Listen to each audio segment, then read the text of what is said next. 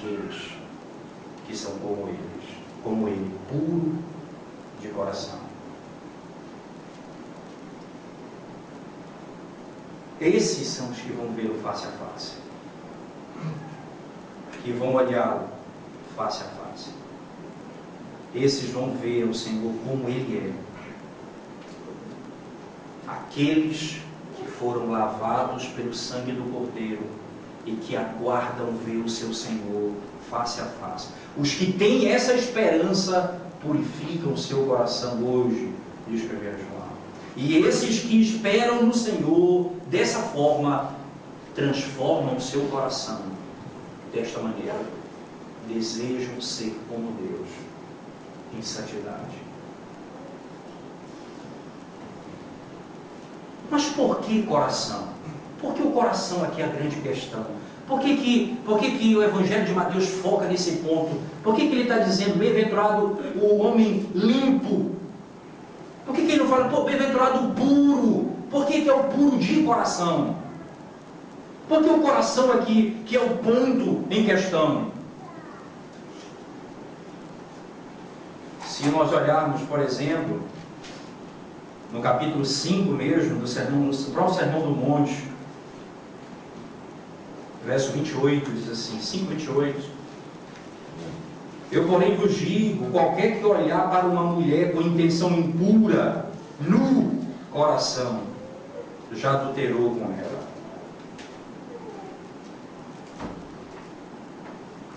Aquele que olhar com um olhar impuro, já adulterou com ela. A expressão do coração, no coração, é melhor refletida num texto que nós lemos hoje, na nossa leitura devocional, no Evangelho de Mateus, no capítulo 15. A razão está exatamente aqui.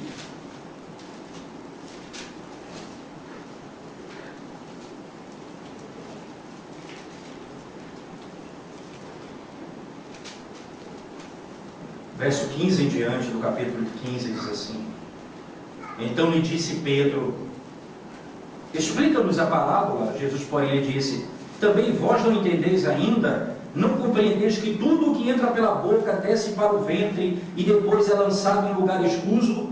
Mas o que sai da boca vem do coração, e é isso que contamina o homem. Porque do coração procedem maus desígnios, homicídios, adultérios, prostituição, furtos, falsos testemunhos, blasfêmias.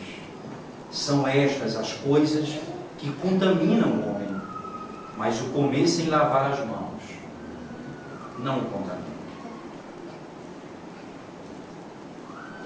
A questão aqui é a fonte de onde procede tudo, do coração. Porque se a fonte é tratada, o que sai dela é puro também. Qual é a diferença dos que vão ver a Deus verdadeiramente e daqueles que pensam que vão ver a Deus baseado em moralismo? É que aqueles que vão ver a Deus, pensam que vão ver a Deus baseado em moralismo, são aqueles que purificam o exterior, mas o interior continua sujo. São aqueles que são vistos como puros, mas o coração é morto e totalmente destruído. São os fariseus. São aqueles que não matam ninguém com uma arma, mas têm ódio no coração. São aqueles que não se deitam com nenhuma mulher que não é a sua, mas tem o adultério no coração. São aqueles que tratam da aparência, mas não do coração. E é do coração, porque Deus, diz a Escritura, conhece o coração. E o Evangelho de Mateus, como os evangelistas, vão firmemente estabelecer esse princípio, batendo firme contra os fariseus.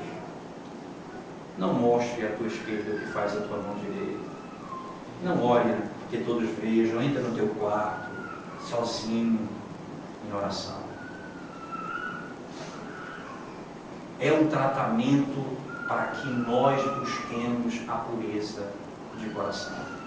Mas, irmãos, o ponto é, nós não vamos viver dessa forma se não formos chamados filhos de Deus, se não formos perdoados dos nossos pecados, se não formos redimidos da nossa iniquidade, se não tivermos sido perdoados pelo Senhor, se não tivermos sido salvos por sua obra.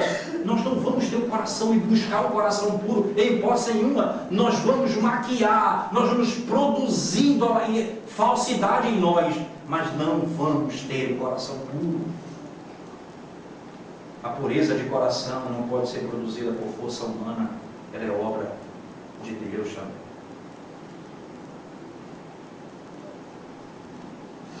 E o resultado disso, qual é a grande recompensa de tão grande benefício? Qual é a grande recompensa de tão grande benefício? Nós vamos ver ao Senhor face a face.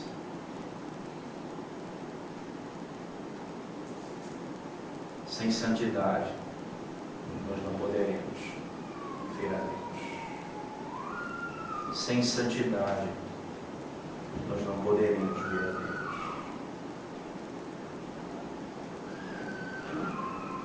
Nós vamos vê-lo face a face. A religião cristã autêntica é aquela que trata do coração. É aquela que quebra a máscara da falsidade, estabelece o princípio do coração. O homem precisa ser puro de coração. Então nós vamos ver aquele que é santo na plenitude da sua santidade, e não apenas na imaginação do nosso pensamento. Bem-aventurados, bem-aventurados os limpos de coração, os puros de coração, porque eles verão a Deus. Salmo de número 24, verso 4. Salmo de número 24, verso 4, por favor. Diz assim, a palavra de Deus.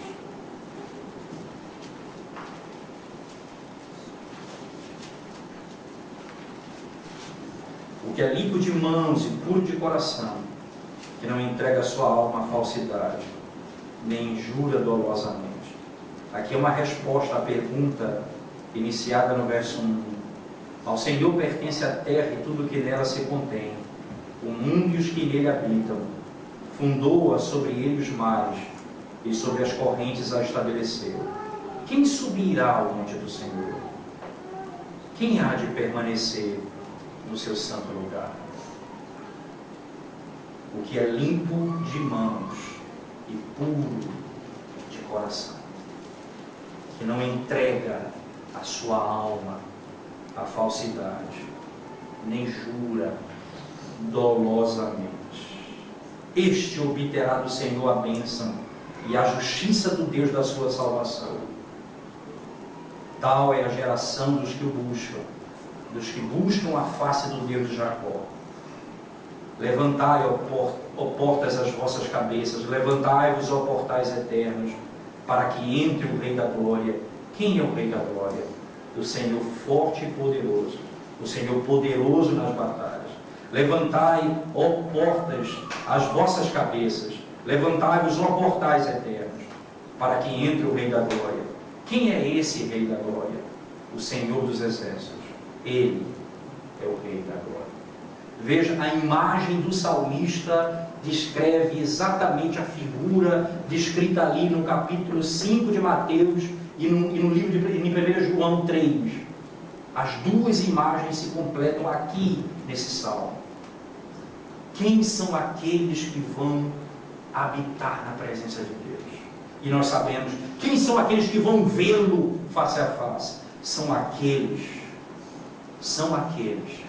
que são puros de coração.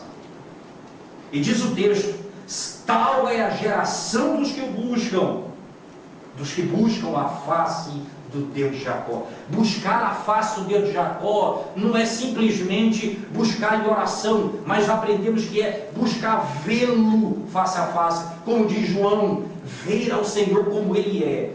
Tal é a geração daqueles que o buscam, aqueles que vão habitar nos céus, são os que vivem uma vida pura aqui. Esta é a geração daqueles que vão ver o Senhor face a face. E por fim, de maneira impressionante, ele termina o salmo descrevendo a entrada do Rei da Glória pelos portões celestiais. Nós adentramos na glória em Cristo. Nós adentramos na presença do Pai em Cristo. Ele destruiu todos os nossos inimigos, todo o pecado foi perdoado, toda a iniquidade lavada, assim como Paulo escreve, dizendo que a mulher, o marido, deve se relacionar com a sua esposa como Cristo com a igreja. Ele diz, porque ele deu a sua vida por ela e vai entregá-la pura no último dia. Vai entregá-la santa no último dia. Veja comigo lá em Efésios, no capítulo 5, irmãos, da carta de Paulo aos Efésios. Diz assim: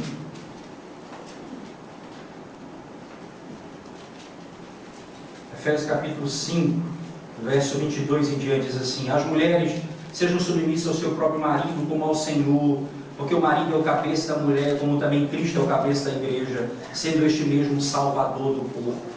Como, porém, a igreja está sujeita a Cristo, assim também as mulheres sejam em tudo submissas ao seu marido. Maridos, amai vossa mulher, como também Cristo amou a igreja e a si mesmo se entregou por ela, para que a santificasse, tendo-a purificado por meio da lavagem de água pela palavra, para apresentar a si mesmo igreja gloriosa, sem mácula, nem ruga, nem coisa semelhante, porém santa e sem defeito.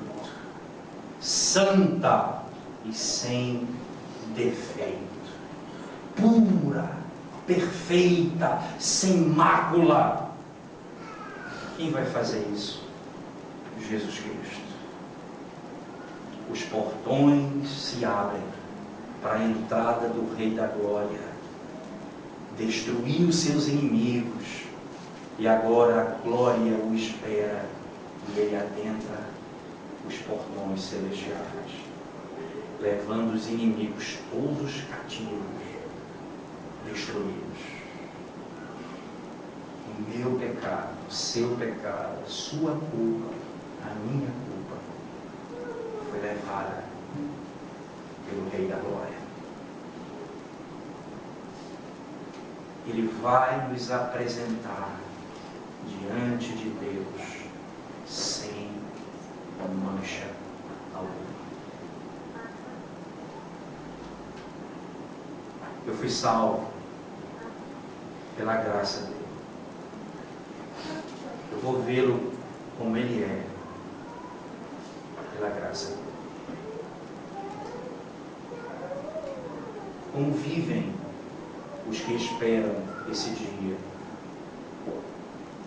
Eles se preparam para ver o Senhor, mortificando a carne aqui e agora, matando o pecado aqui e agora, na origem, no coração, na mente, purificando os pensamentos. Senhor, esses pensamentos não são puros, eu quero me livrar deles, me ajuda, Senhor. Senhor, isso não convém com a tua santidade. Esse pensamento, ó Deus, é contra a tua lei. Na mente, na origem, na fonte, eu vou matar o pecado.